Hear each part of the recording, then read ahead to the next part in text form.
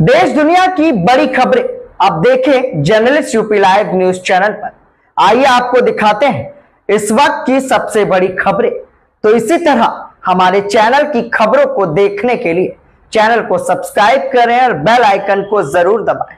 अखिलेश यादव की press conference. आपको बता दें कि कोरोना काल में कानपुर के एक नवजात शिशु का नाम अखिलेश यादव ने खजांची रखा था और आज पार्टी मुख्यालय पर खजांची का जन्मदिन धूमधाम से अखिलेश यादव और समाजवादी पार्टी के नेताओं ने मनाया। इस अवसर पर अखिलेश यादव ने मौजूदा सरकार पर भी निशाना साधा और बढ़ती महंगाई बेरोजगारी पर क्या कुछ कह डाला।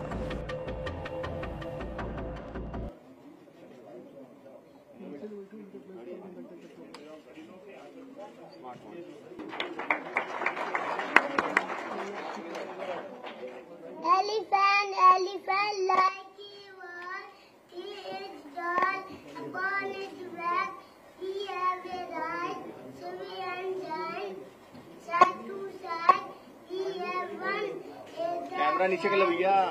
and line on his side.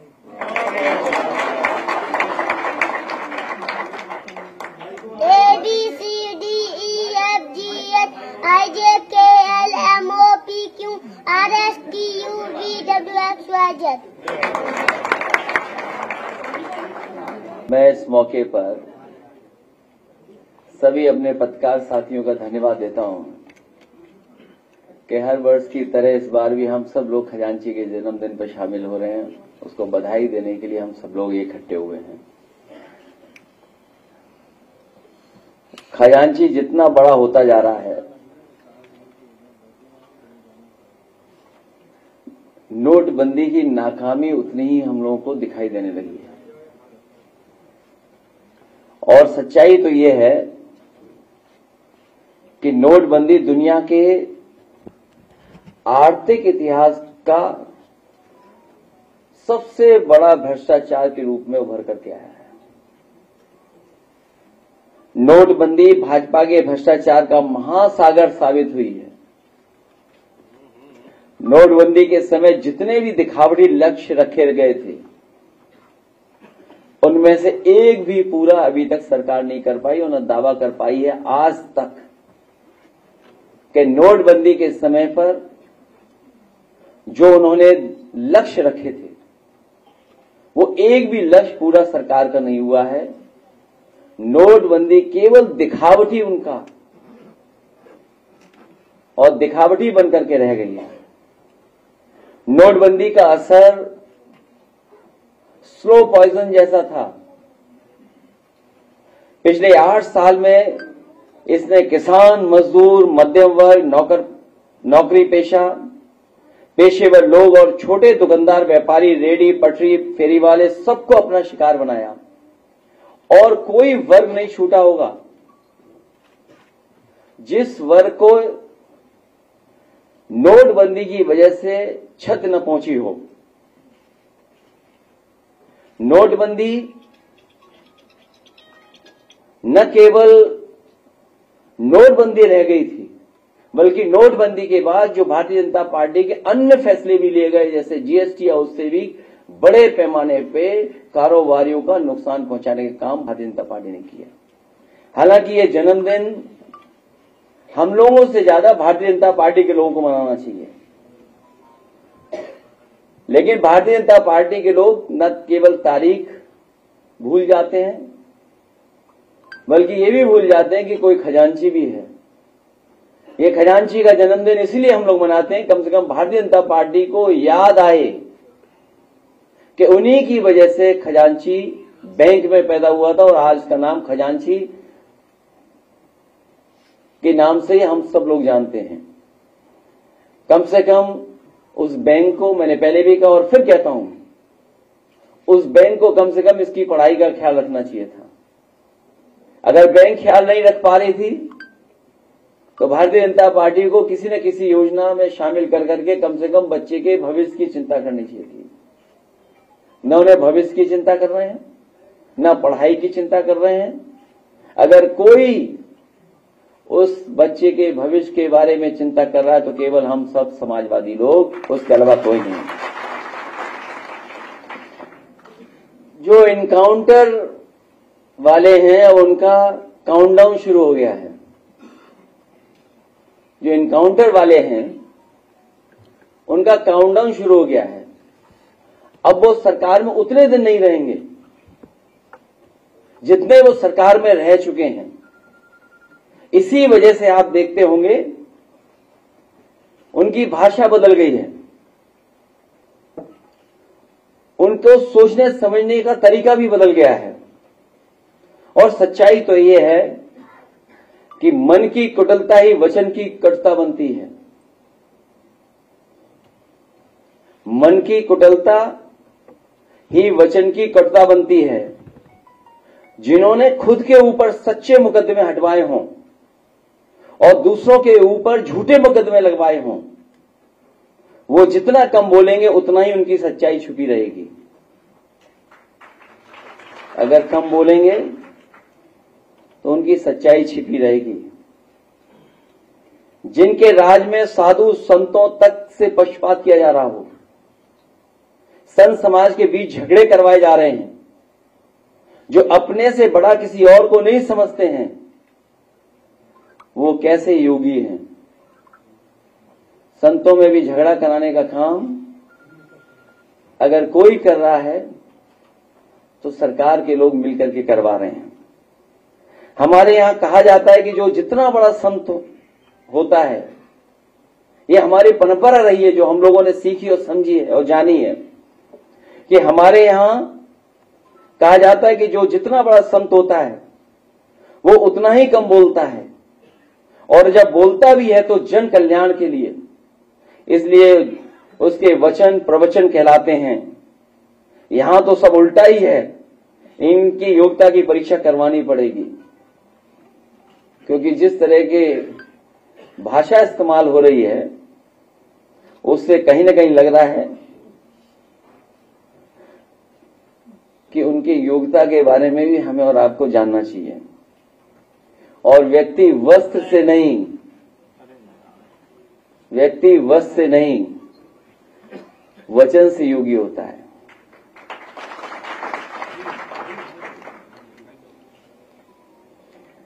जो लोग हमेशा अमृत काल को याद दिलाते हैं, ये आजादी का नहीं बर्बादी का अमृत काल है।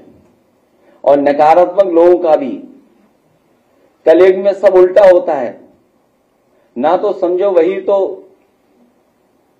वही हो रहा है, जो कलयुग है उसमें उल्टा होता है और सब उल्टा कर रहे हैं लोग। हमारे यहां ये माना जाता है कि जितना बड़ा ज्ञानी होता है वो उतना ही चुप रहता है। इसलिए हमारे यहां मौनी और मुनि की परंपरा रही है। मुनि की परंपरा साधु संतों में, या मौनी की परंपरा, और कलयुग है इसलिए सब उल्टा हो रहा है। मितभाषी वाचाल बन गए हैं आजकल। वो मितभाषी नहीं बन रहे हैं, उनका सुनिए क्या कह रहे हैं आजकल।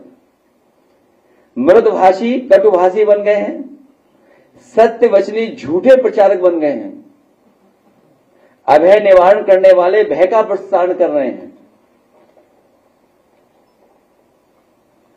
परोपकारी लोग अत्याचारी का काम कर रहे हैं।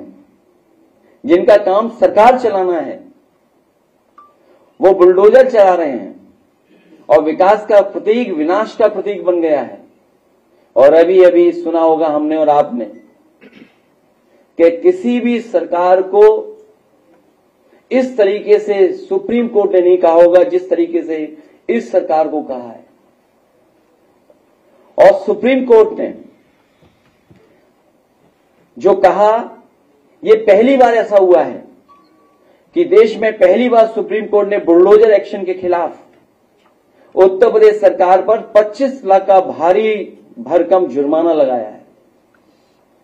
अगर कहीं ऐसा हुआ हो तो बताइए, जहां सुप्रीम कोर्ट ने जुर्माना सरकार पर लगाया हो और जजों ने कहा ये सरकार बहुत अहंकारी है, ऐसा लगता है कि यूपी में कानून का राज समाप्त हो गया है, उत्तर प्रदेश में शक्ति और सत्ता का अनुचित दुरुपयोग हो रहा है। ये बात याद होगा आपको, जब भी सरकार के खिलाफ हम लोगों ने कहा होगा तो इन बातों को हमेशा रखा कि सरकार अहंकार में संविधान भी भूल गई है और बुलडोजर प्रतीक नहीं हो सकता है, लेकिन सरकार बुलडोजर से चला रही थी और वो भी सुप्रीम कोर्ट ने फिर कहा यह बहुत मनमानी है कि आप बुलडोजर लेकर नहीं आ सकते और रातों रात घर नहीं तोड़ सकते हैं, आप परिवार को घर खाली करने का समय नहीं देते हैं, घरेलू सामानों का क्या उचित प्रक्रिया का पालन किया जाना चाहिए था, वहीं पूरी तरह जंगल राज और अराजकता है। सोचिए सुप्रीम कोर्ट में यह टिप्पणी होती हो कि आप बुलडोजर लेकर के जाते हैं लेकिन घर परिवार के लोगों को अपना सामान निकालने का भी मौका नहीं देते हैं, आप जो घर की गृहस्थी है उसको भी निकालने का मौका नहीं देते हैं, समय नोटिस मिलना चाहिए, नोटिस नहीं देते हैं आप, और उसकी वजह से सरकार को ये अपमान झेलना पड़ रहा है। और ये पहली बार जुर्माना ही नहीं बल्कि कोर्ट ने यह कहा है कि ऐसे अधिकारियों के खिलाफ कार्रवाई भी हो जिन्होंने इस तरह का काम किया है, और वो भी कहां, मुख्यमंत्री जी के घर के बिल्कुल बगल में। ये उस पर इस तरह का सुप्रीम कोर्ट की टिप्पणी आई है। जो सरकार दूसरों के लिए न्याय का उदाहरण बननी चाहिए वो अन्याय कर रही है, इसलिए आए दिन उसे न्यायपालिका से डांट पड़ रही है, जुर्माना तक लग रहा है। पुलिस छापे मारती थी, अब पुलिस पर छापे पड़ रहे हैं। पुलिस छापे मारती थी, अब पुलिस पर छापे पड़ रहे हैं, और जहां बहुत कुछ मिल रहा है उसके बारे में कहा जाता है कुछ है ही नहीं वहां पर, कुछ निकला ही नहीं वहां पर, कुछ था ही नहीं वहां पर। जिसका काम भेदभाव मिटाना है वो भेदभाव बढ़ा रहे हैं। जो लोग महंगाई, बेरोजगारी, भ्रष्टाचार, महिला सुरक्षा जैसे मुद्दों पर बहुत हुई फलाने की मार, अब की बार डैश डैश, आप जानते होंगे किसकी सरकार, जैसे नारे लगाते हुए आए वो महंगाई, बेरोजगारी, भ्रष्टाचार, महिला सुरक्षा के बारे के सारे रिकॉर्ड तोड़ चुके हैं। अगर हम इनकी तुलना करें जिस समय ये सरकार में आए और सरकार के आज के आंकड़े अगर हम देखें तो हर मानक में, चाहे वो महंगाई हो, बेरोजगारी हो, भ्रष्टाचार हो और चाहे महिला सुरक्षा के सारे रिकॉर्ड तोड़े हैं। न केवल रिकॉर्ड तोड़े हैं बल्कि महिला सुरक्षा को लेकर के, उन्हें न्याय को लेकर के इतना महिलाएं या बेटियां कभी मुख्यमंत्री आवास में आत्मदाह करने नहीं आई जितनी इस सरकार में आई हैं। लोगों को न्याय नहीं मिलता, तहसीलों में जान दिए उन्होंने, अधिकारियों के सामने आत्मदाह करने की कोशिश की है। और सोचिए मुख्यमंत्री कार्यालय के बगल में कितने ऊंचे खंबे पर केवल न्याय मिल जाए, उसकी बात सुन लें, उसलिए गरीब को कहां कहां नहीं जाना पड़ रहा है। जिन्हें संविधान के हिसाब से चलना चाहिए वो मन विधान के हिसाब से चल रहे हैं। और जो नारा कभी अंग्रेजों ने लगाया था, अंग्रेजों के जो विचार थे, अंग्रेज तो भारत छोड़ के चले गए लेकिन अंग्रेज अपने विचारवंशी लोगों को यहीं पर छोड़ गए। जो विचार अंग्रेजों के थे वही विचार इस सरकार के हैं। दिल्ली और लखनऊ सहयोग से चलने चाहिए, यहां तो विरोध से चल रहे हैं। डबल इंजन उल्टे लगे हैं या आमने सामने दोनों एक दिशा में नहीं है। लगता तो यह है कि डबल इंजन जो इंजन है अब एक दूसरे को खींच रहे हैं। किस दिशा में खींच रहे हैं वो उत्तर प्रदेश की जनता बेहतर समझती है। जिन्हें सामाजिक सौहार्द के पुल बनाने चाहिए थे वो नीचे नीचे बारूदी सुरंग फैला रहे हैं। इसलिए इस मौके पर मैं यही कहना चाहता हूं कि इनकाउंटर वाली सरकार का काउंटडाउन शुरू हो गया है और उसकी शुरुआत उपचुनाव से होगी। इसीलिए घबराए हुए हैं और इतने घबराए हुए हैं कि वो उन्होंने अधिकारियों को अपना पदाधिकारी मान लिया है, उन्हीं से काम ले रहे हैं। उन अधिकारी और सरकार के लोगों को नहीं पता है कि जनता उनके साथ नहीं है, जनता उनके खिलाफ हो, जब जनता उनके खिलाफ है तो क्या करेंगे अधिकारी और क्या करेंगे और लोग। इसीलिए आपने देखा हो उनकी भाषा कितनी बदल गई, भाषा में क्या क्या बोल रहे हैं वो लोग।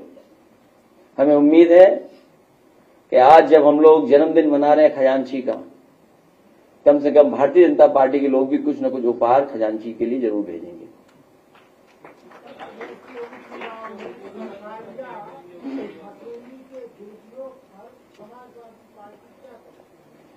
समाजवादी कार्यकर्ता, समाजवादी नेता और जनता डट करके मुकाबला करेगी।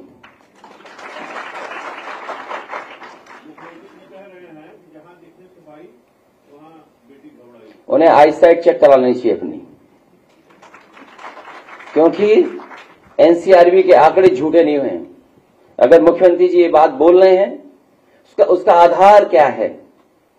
कोई आधार तो होगा, कोई आंकड़े तो होंगे। इसीलिए जो अपने सच्चे मुकदमे वापस लेते हो उनसे क्या उम्मीद करोगे?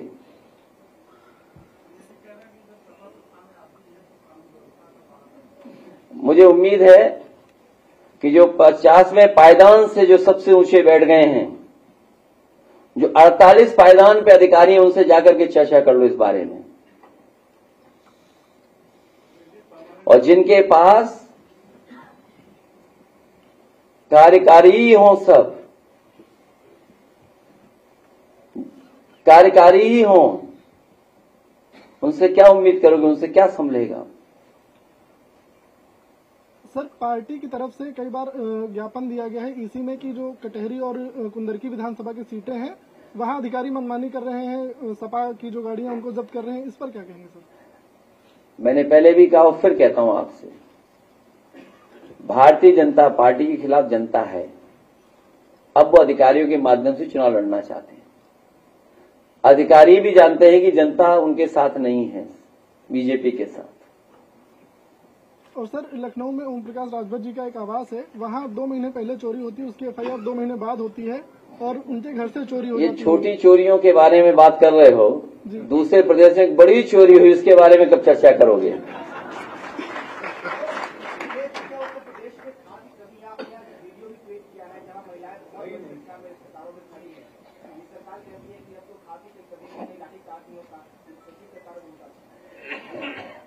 कम से कम सरकार को झूठ नहीं बोलना चाहिए।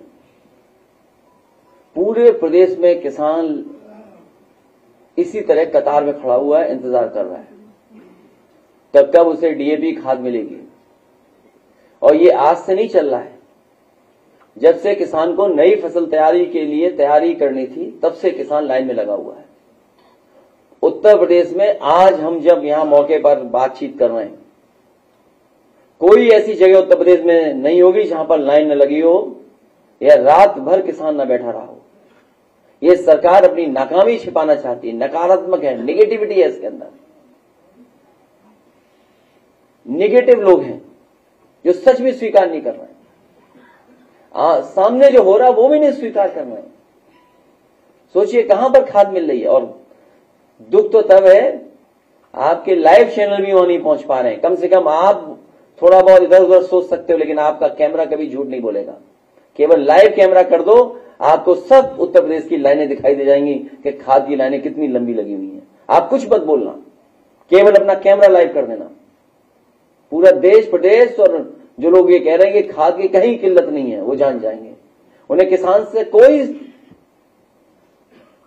कोई उनको प्रेम नहीं किसान से। ये लोग तो केवल पहले बोरी में चोरी कर रहे थे, पूरी बोरी चोरी कर ली। कहीं नकली खाद पकड़ी जा रही है, और जो नकली खाद पकड़ी भी जा रही है, जो खाद माफिया है, वो सब बीजेपी के लोग हैं।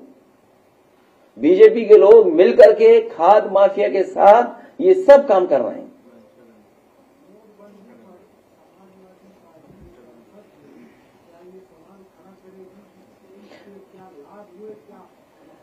अगर आप कहीं उम्र कम करा दो तो खजांची को मैं सदन ले जाऊं, उससे बड़ा प्रमाण कोई हो तो बताओ।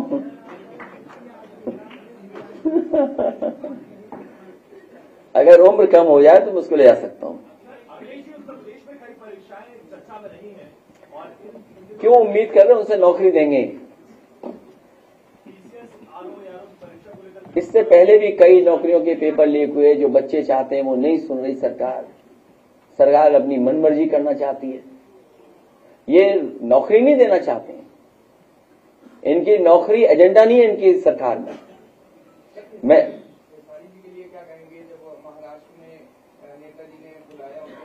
मैं उन्हें बधाई देना चाहता हूं।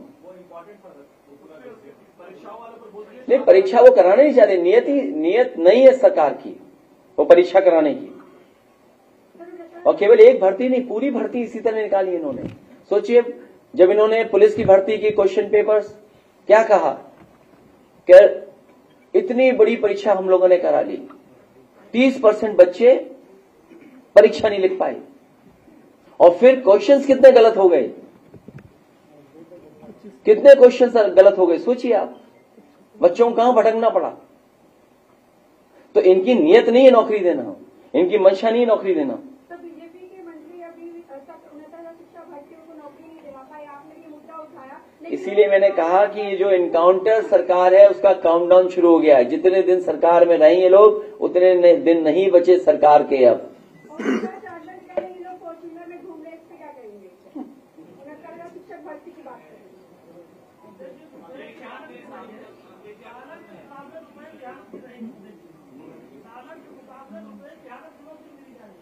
हमारे पत्रकार मित्र राजेश जी नाम है, तो सुरेश जी, बाजार में देखो वैल्यू ऑफ मनी क्या बची है। केवल डॉलर रुपया की तुलना नहीं, वैल्यू ऑफ मनी क्या बचा है, पैसे की सब कुछ वैल्यू खत्म कर दी इन्होंने।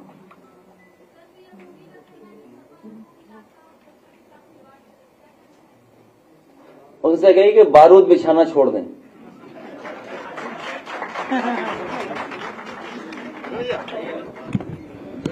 कभी फिर आप लोगों को लड्डू खिलाया जाएगा।